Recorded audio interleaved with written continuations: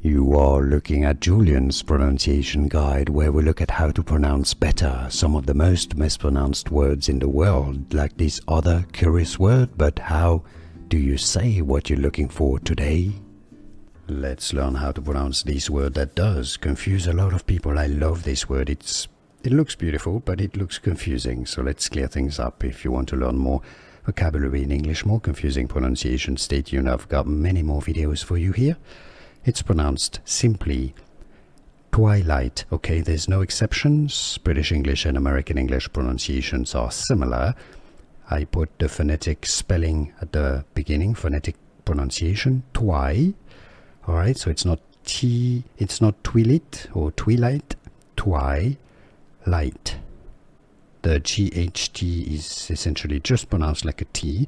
GH you can delete. They don't exist in terms of pronunciation. Stress is on the first syllable. Twilight, easy, once you know, very easy. Twilight, and now you know. Here are more videos on how to pronounce more confusing words and names too many mispronounced. Like this video if you found it useful. I appreciate your support. I'll see you soon and thanks for watching.